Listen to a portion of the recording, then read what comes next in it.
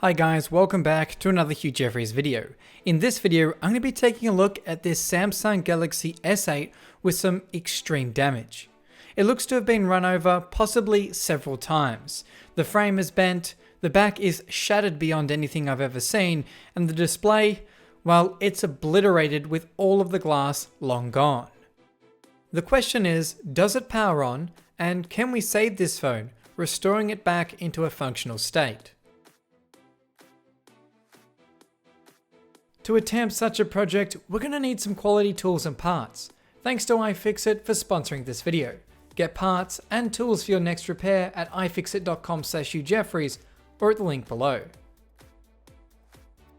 This phone was included in a previous TechLot video where I got 16 phones for around $100.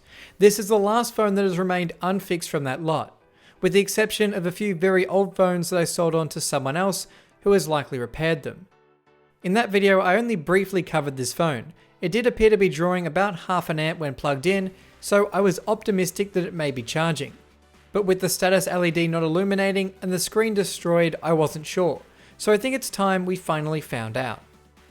After the back panel has been heated thoroughly using a heat plate, it's time to crack open this phone. Well, it's already cracked, so I suppose we'll just be opening it. To do so, I'll use a jimmy tool to wedge a gap between the frame and a few glass shards. While I'd usually use a suction cup and plastic pick, the frame is already destroyed, so I'm not concerned about scratching it with the metal jimmy tool. Once a big enough gap is formed, I can use a plastic pick to work around the perimeter. The more damaged the back panel is, the harder it will be to remove, as you're required to dig under each shard of glass to slowly but surely separate the back. Once the panel is free, we still can't remove it just yet. There's a single cable going to the fingerprint reader that'll need to be detached before we can remove the back panel entirely. Otherwise, we risk damaging that cable. After being detached with a spudger, the back can finally come off. Next, I'll unfasten the 11 screws holding the wireless charging coil in place before detaching the module, revealing the motherboard and battery below. Right off the bat, I can see this battery is looking a little bit spicy. Some might call it a spicy pillow. At a first glance, the motherboard appears to be intact, although I'm seeing a few dents on some of the metal shields. We won't know its full condition until it's removed, but before proceeding any further, I'm just going to see if this device powers on. To properly test out the phone, I'm of course going to need a new display panel. For this, I've got one here from iFixit. This screen comes without a frame, so we'll need to attach one later on, but I'd always recommend getting one with a frame if you can. Before attaching the display, I'll disconnect the battery. Even though this one is likely dead, I don't know for sure, and it's always good practice regardless of the battery's condition. After attaching the OLED display and a test battery, I can connect a charger. To my surprise, the phone lit up. But it's not charging and instead giving me a temperature warning. This is because the wireless charging coil also contains a temperature sensor for the battery. Without it, the phone will refuse to charge. So I'll have to install the battery properly into the phone so that the wireless charging can be reattached, and hopefully this time the phone will actually charge.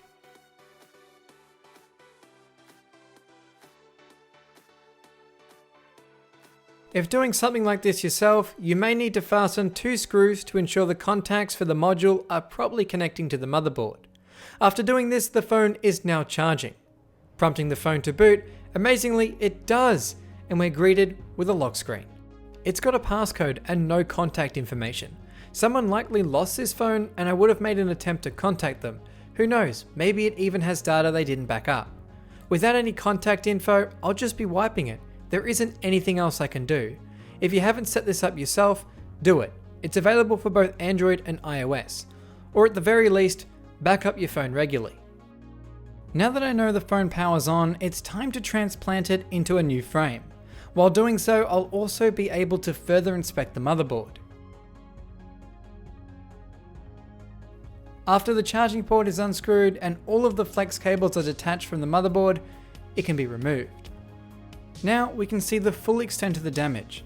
This motherboard is looking very bent.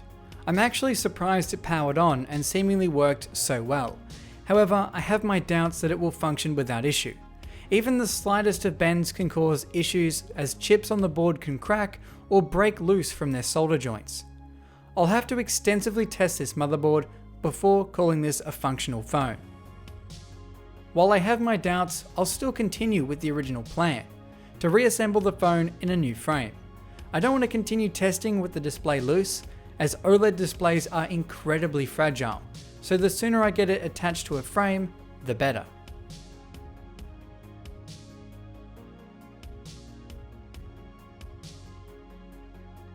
The new frame comes with all of the buttons, heat pipe and earpiece mesh installed, so I can go straight to installing the display.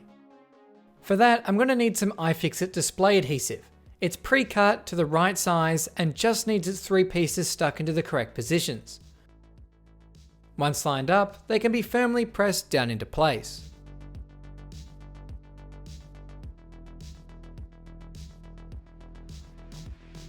Next, all of the plastic protective film over the adhesive we just installed can be removed before prepping the display for installation.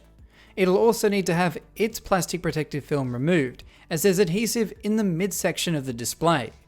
After all that film is removed, the two can be firmly pressed together. Now we have a complete display and frame assembly. I'll begin reinstalling the components we removed earlier, starting with the charging port and headphone jack.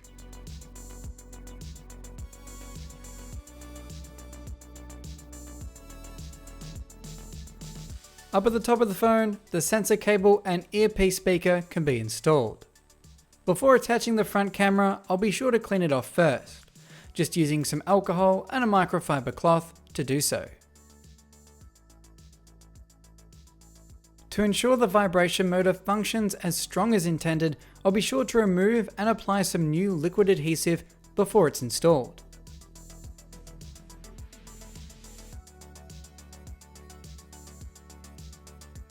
Now comes time to install the motherboard. I'll remove any protective film over any thermal pads before seating the motherboard back into position, carefully weaving all the cables underneath through to the top.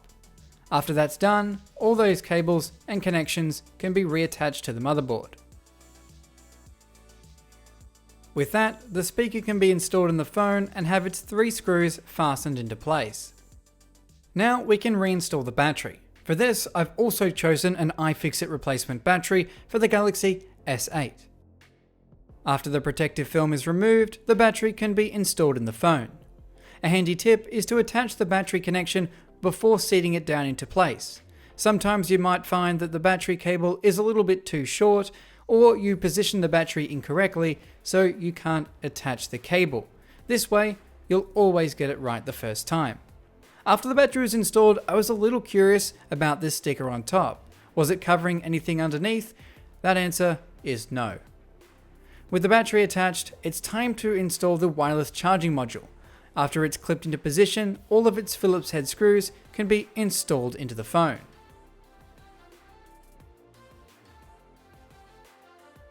Confident this phone is going to work, I'm even going to transfer over the little identification sticker from the old battery onto our new iFixit one.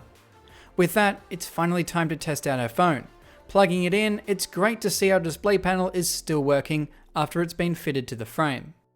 So I can use and test this phone, I'll need to wipe the user data and reinstall the OS. After doing this through recovery mode, I was greeted with a Spanish install of Android.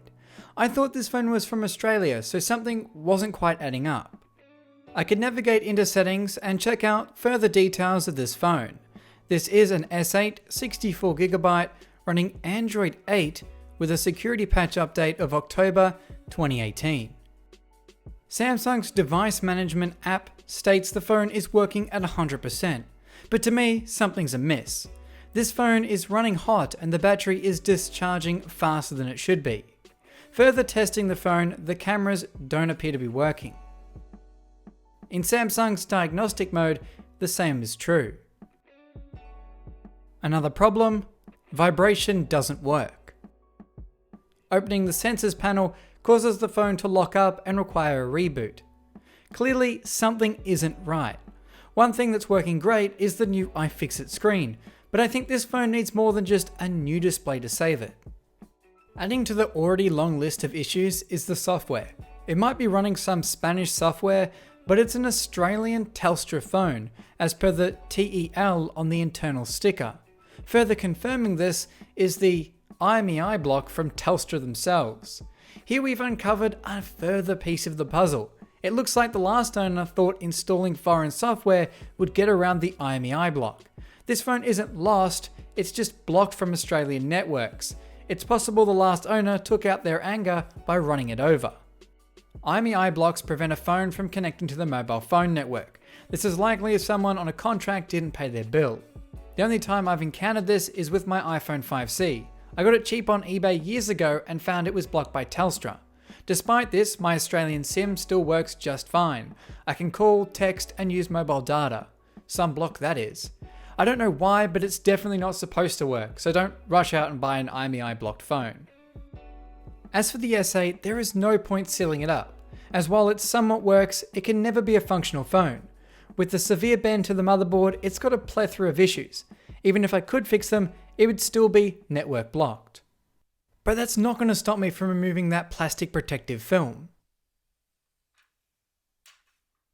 Now that it's removed, we can admire the full beauty of that display. I will put it and the new frame to use with another motherboard in the not too distant future. But as for this phone, well, it's not going to be savable. The only use I could think to put it to would be to test a bunch of displays if you were a screen refurbisher, or maybe test a bunch of batteries, or even just use it as a media consumption device, but even then, the battery drains really fast. It's definitely not ever going to be a mobile phone.